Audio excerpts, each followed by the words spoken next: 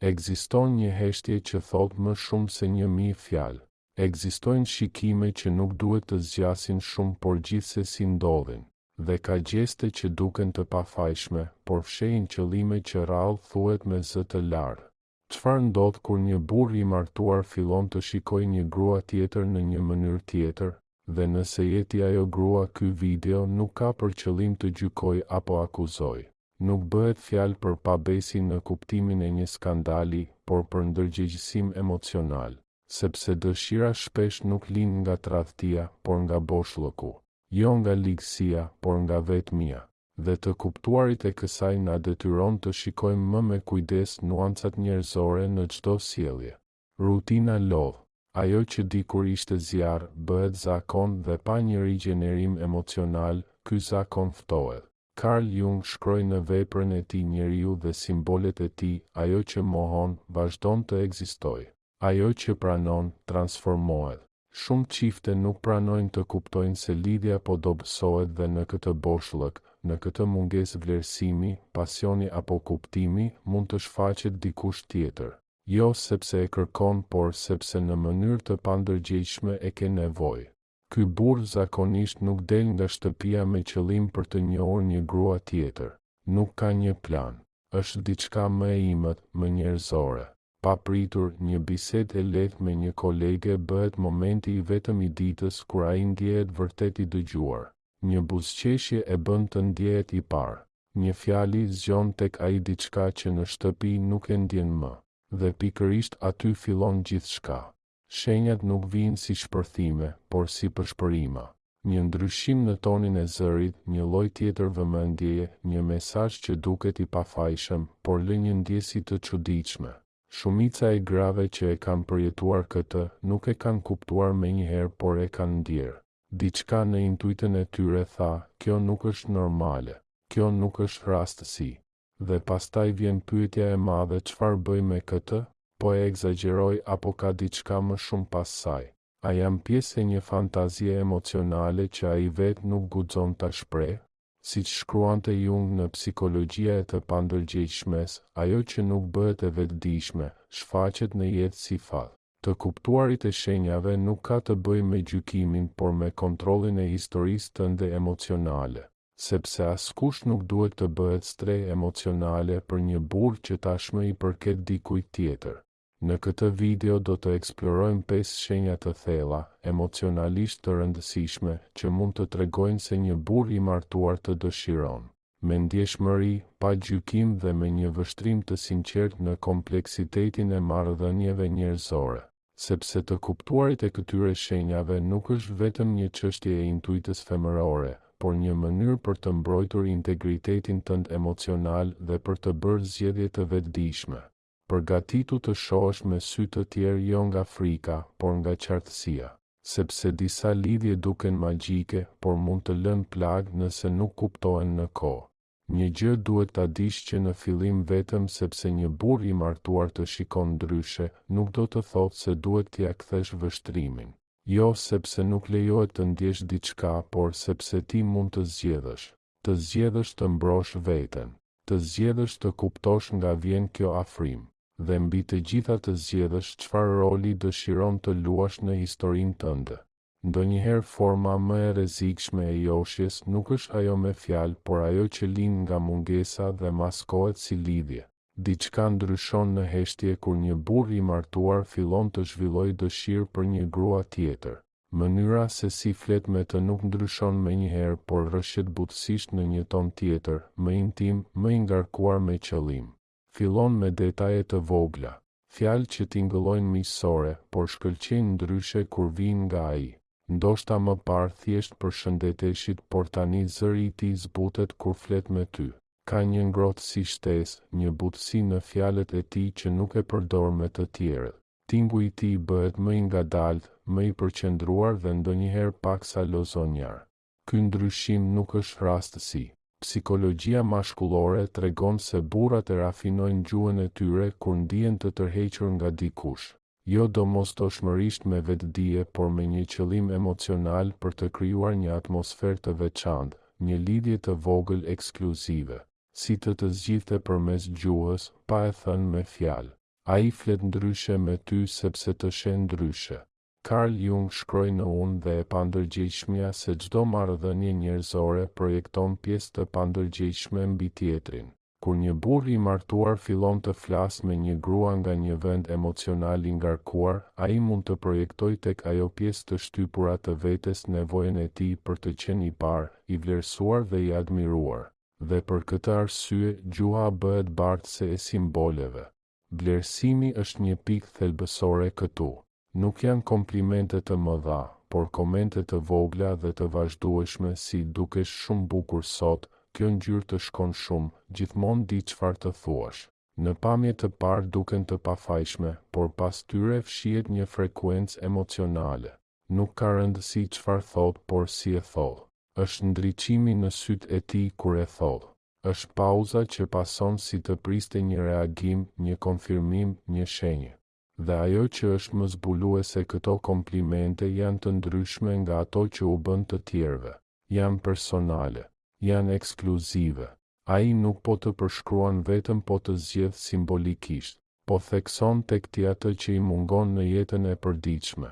Ndoshta nuk i dëgjon më këto fjalë në martesën e tij.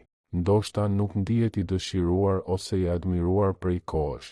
Dhe ti, pa dashur, bëhesh pasqyra e tij emocionale. Një tjetër shenjë e qartë është frekuenca e kontaktit.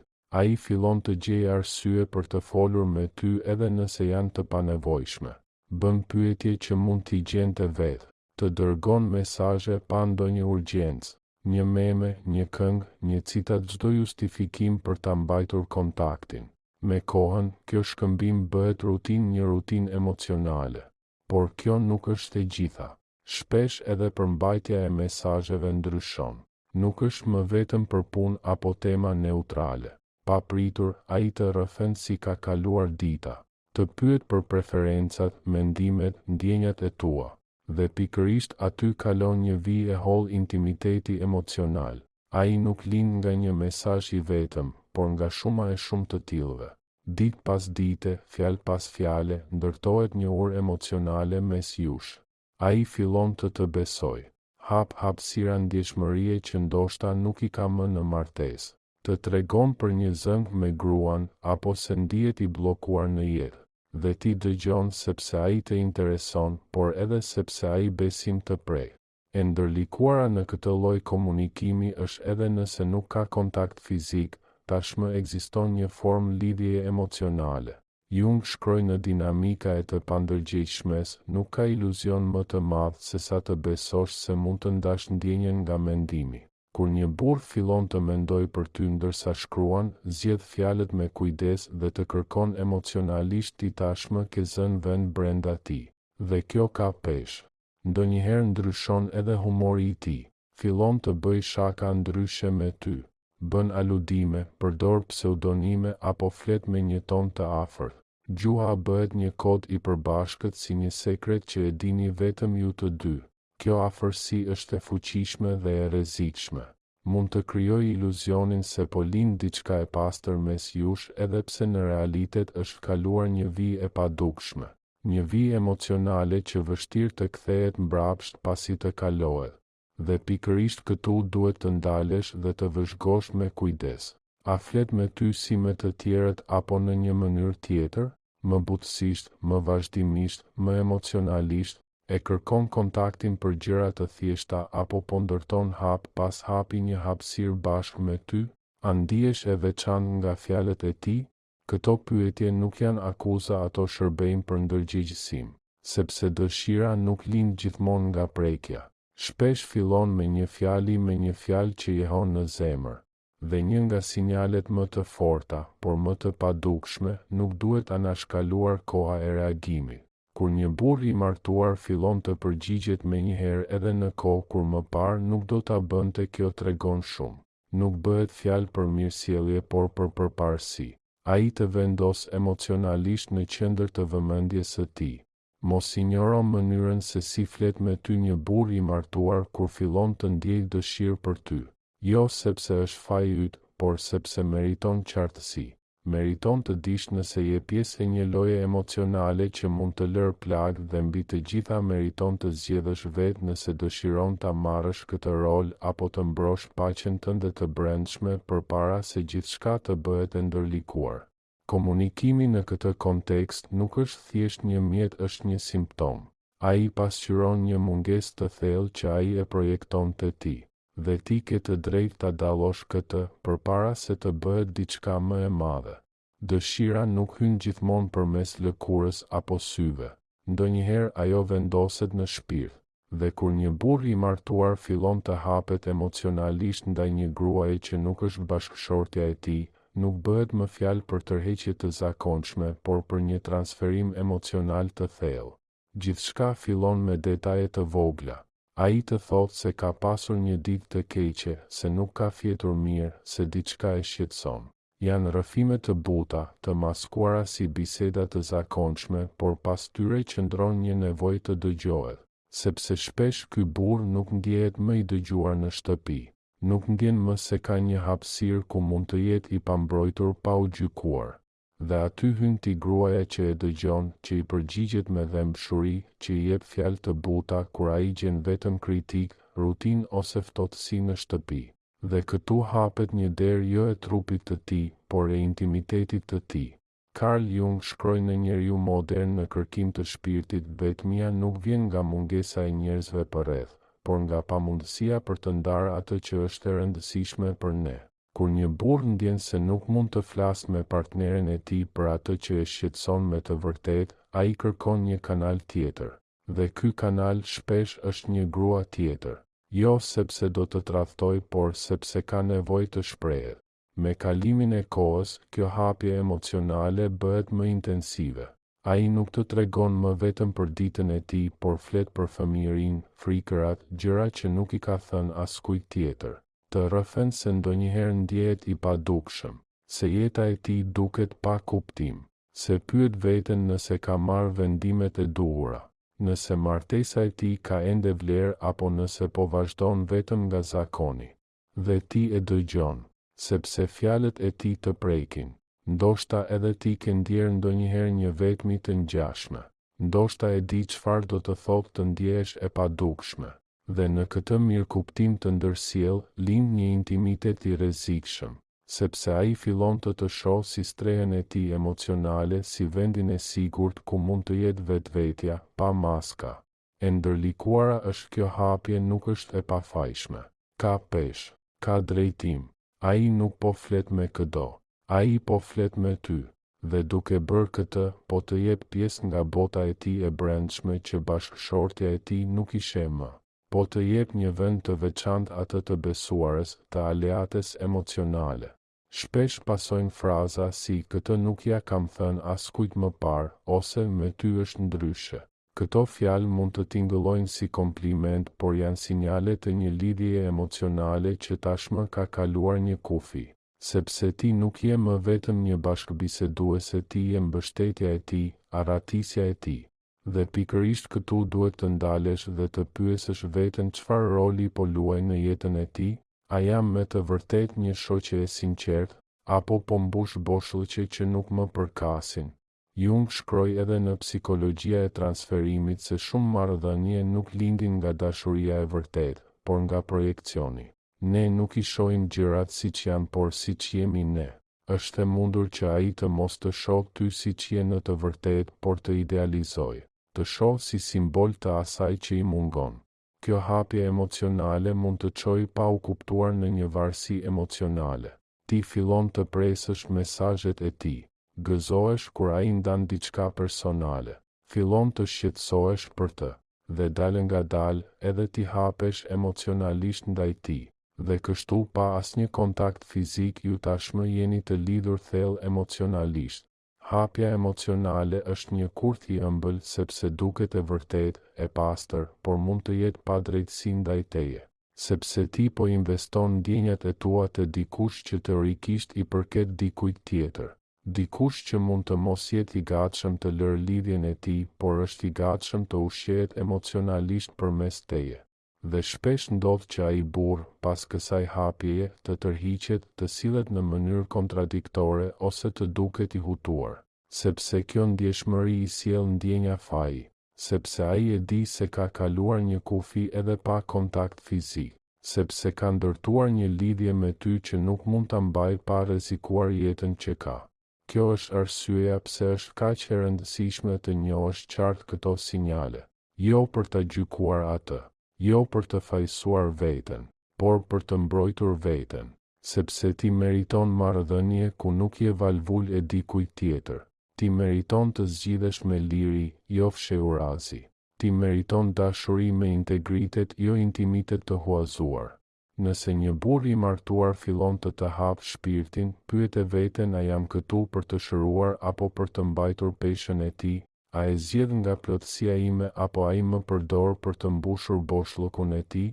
Hapja emocionale nuk është lojë, është një akt i shenjtë, dhe ti e meriton ta përjetosh me dikë që është i lirë për ta ndarë atë me ty, pa fshehtësi, pa ndarje të brendshme, pa lënduar të tjerë. Nuk ka të bëjë vetëm me atë që ai thot, por me pse ta thot. Dhe ky pse duhet parë me ndershmëri, përpara se të bëhet një lidhje e padukshme dhe e dhimbshme. Koha është një nga burimet më të çmuara që kemi. Dhe kur një burr i martuar fillon t'ia kushtoj me vetdije dhe rregullisht kohën e tij një gruaje që nuk është gruaja e tij, kjo flet më shumë se sa duket, sepse askush nuk investon kohë aty ku nuk ka interes, nevojë ose dëshirë. Në fillim duket e pafajshme një bisedë që zgjat, një kafe rastësore, një mesazh në orë të pazakontë.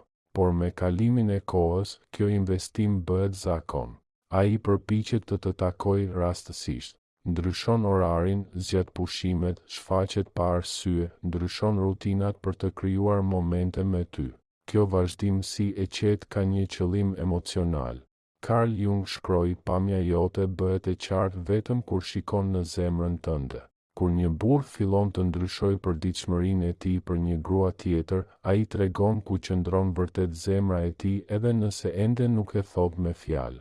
Por përveç kohës, ekziston edhe një shenjë më e qartë, nevoja për konfirmim.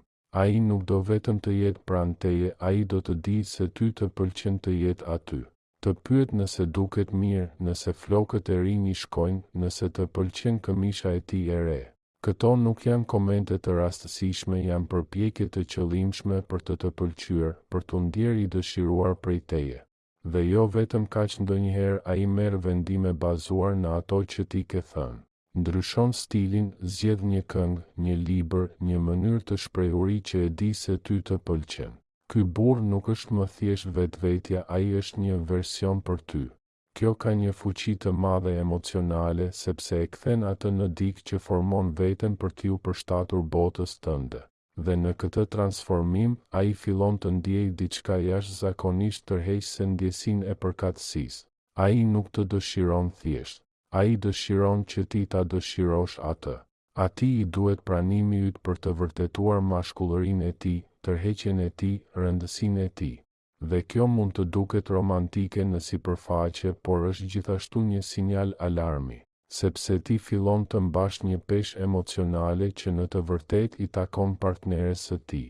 Ai nuk e kërkon më vlerësimin në shtëpi, ai e kërkon te ti. Dhe kjo është një barë që nuk mund të mbahet për një kohë të gjatë. Në shumë raste, kjo investim kohe shfaqet në biseda pa ndonjë arsye të qartë. Nuk ka asnjë arsye urgjente për të shkruar, por ai e bën. Të pyet si je, çfarë po bën, si kaloi dita jote. Dhe nëse ti nuk përgjigjesh shpejt, ndjen shqetësimin e tij, sepse kjo vazhdimsi nuk është rastësi. Ai dëshiron ta mbajë gjallë lidhjen emocionale. Shpesh, ai përdor edhe humor për të krijuar afërsi. Të dërgon meme, shaka, histori të vogla të përditshme.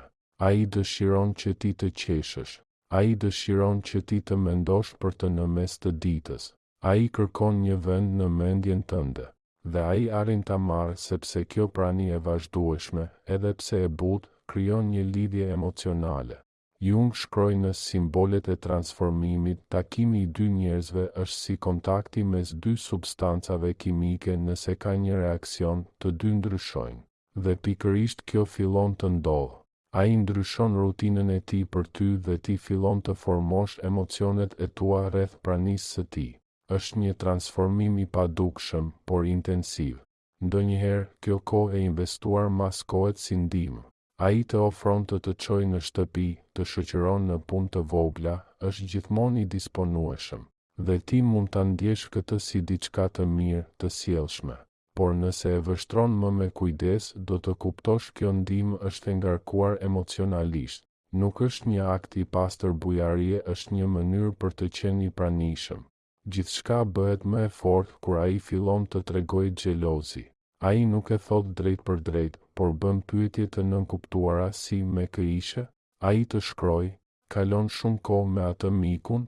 Ai nuk ka të drejtë të kërkojë llogari, por e shqetëson fakti që dikush tjetër mund të zërë vendin që ai tashmë ta ka rezervuar në mendjen e tij. Nevoja e tij për vërtetim shfaqet edhe në ndjeshmërinë ndaj reagimeve të tua. Kur ti i bën një kompliment, fytyra e tij ndriçon. Kur ti e injoron, ai tërhiqet, bëhet emocionalisht i lëndueshëm. Është sikur i gjithë sistemi i tij emocional sillet rreth vështrimit tënd. Nuk është një lojë, është një shenjë e thellë, sepse tregon që ti je bërë qendra emocionale për të.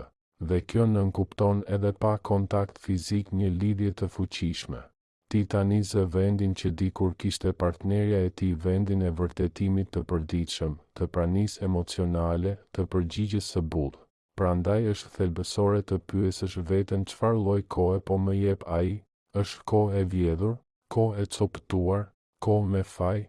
Sepse edhe pse mund të duket si kompliment që dikush ndryshon rutinën e tij për ty, kjo gjithashtu mund të thotë që ai po krijon një histori paralele me ty brenda vetes së tij.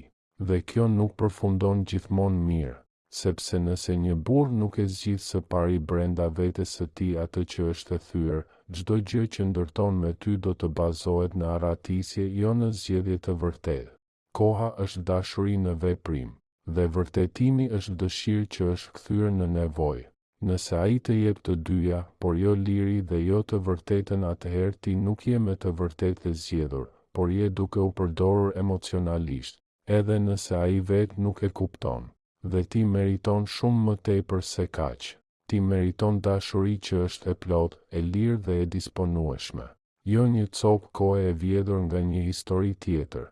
Jo një vërtetim që mbush zbrazëtinë e dikujt tjetër, por një lidhje ku ti je prioritet, jo streh. Pas të gjitha shenjave gjuhës, kohës, trupit dhe ndjenjes vjen diçka që ngatëron paqartësia. Momenti kur ai pasi të ka treguar afërsi, vëmendje, madje edhe dashuri papritur ftohet, distancohet, ndryshon. Dhe ti pyesësh veten çfarë ndodhi? Kjo nuk është e pazakontë. Përkundrazi është një nga shenjat më të qarta, sepse kur një burr i martuar fillon të zhvillojë ndjenja që nuk mund t'i kontrollojë, që nuk mund t'i emërtojë pa rrezikuar gjithë jetën e tij, atëherë frika aktivizohet. Faji del në sipërfaqe, dhe aty ku kishte lidhje, tani ka kontradikt. Sot ai të flet me butësi, nesër sillet sikur nuk të njeh. Sot kërkon afërsinë tënde, nesër të shmang.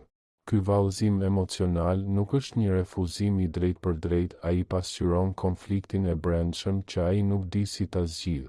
Ai e do lidhjen, por ka frikë nga pasojat. Dhe kjo tension e bën atë dikë që nuk di çfarë të bëj as me ty, as me veten. Carl Jung shkroi në Unë dhe e pavetëdijshmja, një jetë e lumtur nuk arrihet duke shmangur konfliktet, por duke u përballur me to. Por shumë burra nuk përballen me konfliktin emocional që ata vetë kanë krijuar, ata i shmangen atij. Ata distancohen sepse afërsia i përball me një të vërtetë që nuk dinë si ta përballojnë, që po ndjejnë diçka të vërtetë jashtë kornizës ku lejohet të ndjejnë. Dhe ti mbetesh e bllokuar në këtë paqartësi. Nuk di nëse duhet të qëndrosh apo të largohesh. Sepse edhe pse nuk pati puthje, nuk pati prekje, nuk pati premtime, kishte diçka. Diçka u mboll, diçka filloi të rritet, dhe edhe kjo dhemb kur thyet. Prandaj pjesa më e rëndësishme e gjithë kësaj nuk është ajo që ai transmeton, por ajo që ti bën me të. Të njohësh që dikush të dëshiron nuk do të thotë që duhet të reagosh. Të ndjesh një lidhje nuk do të thotë që ajo është e shëndetshme. dhe të ndjesh diçka nuk do të thotë që je e detyruar të veprosh nga ajo ndjenjë. Këtu qëndron fuqia jote e vërtet ndërgjegjësimi emocional, fuqia për të zgjedhur nga pjekuria, për të mos pyetur vetëm çfarë ndjen, por çfarë po ndodh në të vërtetë. A je me të vërtetë e zgjedhur apo thjesht je një rrugë arratisjeje? A është ai i gatshëm të përballet me të vërtetën e tij bashkë me ty apo kërkon vetëm lehtësim të përkohshëm? Sepse një gjë është dëshira, dhe një tjetër është integriteti, dhe ti meriton të jesh pjesë e një historie të plotë, jo vetëm një kapitull i huazuar nga romani i dikujt tjetër. Jung shkroi në Psikologjia e transferimit, vetëm ajo që bëhet e vetëdijshme mund të transformohet, dhe sot ti ke mundësinë t'i shohësh këto shenja nga një këndvështrim tjetër, jo me frikë, jo me gjykim, por me qartësi. Ti meriton marrëdhënie në të cilat nuk duhet të hamendësosh nëse dikush të do, ku nuk mbështetesh në sinjale të kundërta për t'u ndjerë me vlerë, ku nuk je streha emocionale e një burri që nuk ka guximin të riparojë atë që nuk funksionon më në jetën e tij. Ti vlen më shumë se sa vëmendja sporadike, më shumë se sa një dëshirë që fshihet pas fjalëve të bukura. Ti meriton një histori të tërë të ndershme, të pjekur dhe të lirë. Mos u mjafto me të qenit arratisja e dikujt tjetër. Je destinacioni i dikujt që është gati të mbërrijë vërtet. Prandaj bëje vetes këtë pyetje të fundit: apo marr dashuri apo thërrime të një lidhjeje, apo ndërtoj një marrëdhënie të vërtet apo po ushqej një iluzion? Dashuria e vërtet nuk fshihet. Ajo nuk vjen gjysmë. Ajo vjen e tëra. Dhe ti e meriton tërsinë.